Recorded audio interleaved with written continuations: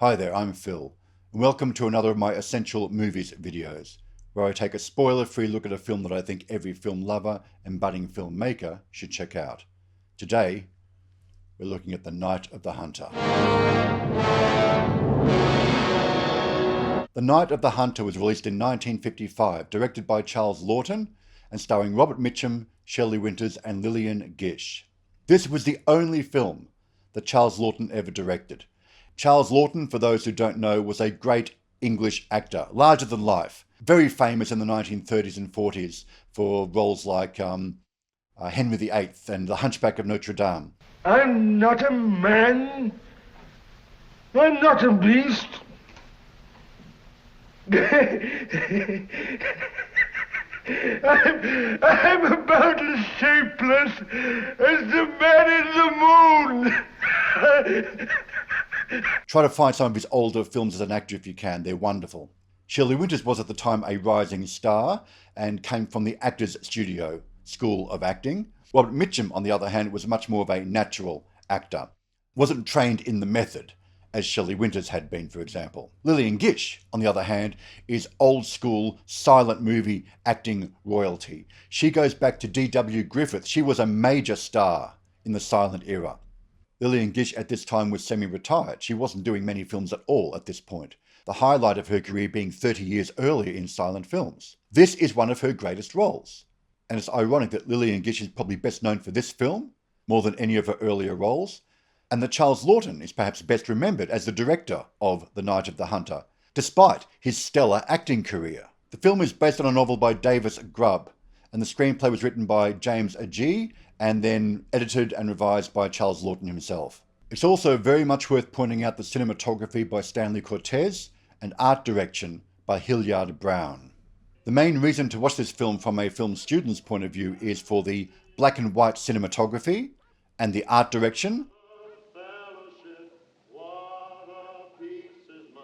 and also for the performances, how to write, act and direct what are, in some cases, very melodramatic performances and very black and white, quite literally, in the performance. You have actors like Robert Mitchum playing the villain, who is very over the top, very heightened, and it takes a certain larger-than-life personality to pull off that kind of heightened character. H-A-T-E. It was with this left hand that old brother Cain struck the blow that laid his brother low.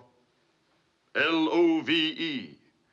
You see these fingers, dear hearts, these fingers has veins that run straight to the soul of man. Contrast that with Shelley Winters and Lillian Gish in particular, who very much underplay their roles. They're much more naturalistic. I'm a strong tree with branches for many birds. I'm good for something in this old world, and I know it too. So there's two extremes going on in this film, quite literally, with the starkness of light contrast. The blacks are very black, the lights are very light. The very naturalistic scenes that appear during daylight, contrasted with a very expressionistic and heightened neo-noir look that occurs during the nighttime scenes. At this point, the film is borrowing very much from early silent classics, and especially early German silent classics, like those films by Fritz Lang and The Cabinet of Dr. Caligari, these famous German expressionistic films of the silent era. There are sequences in this film, which I can't show you too much here, I don't want to spoil it for you, but there are sequences here that are astonishing visually, and they have become a major influence to others wanting to recreate this kind of expressionistic black and white approach. The film, when it was released, did not do well, unfortunately. It was not heavily promoted by the studio. They didn't have faith in the film. It also is rather critical of religion, and this at a time, 1955, when they're competing against television and they're doing all these big biblical epics like Ben-Hur and the Ten Commandments. So the studios are very pro-religion at the time. This is religious, but it's also very critical. It looks at it in terms of how it can be perverted and abused. The central antagonist of the film, Robert Mitchum as Harry Powell, is a lay preacher. And from the very first moment we meet him, we know he's a psychopath. Well, now, what's to be, Lord? Another widow? How many's it been? 6? 12? You say the word, Lord. I'm on my way.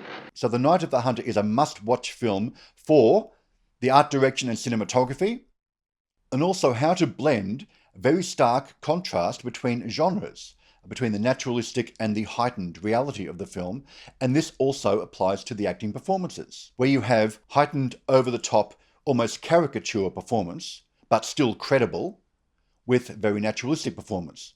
How to pull that off within the same film. Charles Laughton, being an actor himself, is an actor's director. He understood how to talk to actors. And of course, two of his principal actors in this are in fact very young children. The central character, the main protagonist of the film, is in fact young John Harper, played by Billy Chapin, and his younger sister, played by Sally Jane Bruce, who was like 4 or 5 at the time. Getting a performance from children is very difficult. Now, Billy Chapin was an experienced child actor at the time. This is the only film, really, that Sally Jane had ever done. So Charles Laughton was very much an actor's director. But he also came from theatre and had worked in many films. He did not understand cameras and lenses and that kind of stuff. That's why he relied on his cinematographer for that. But he understood how to visually tell a story. He understood how important light was in cinema. Shame on you, Ruby. Mooning around the house after that mad dog of a man. Miss Flames.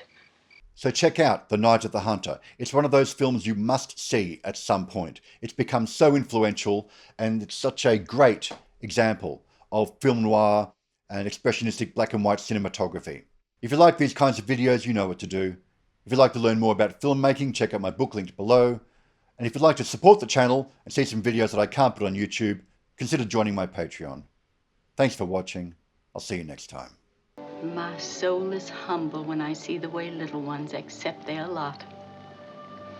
Lord, save little children. The wind blows and the rains are cold, yet they abide.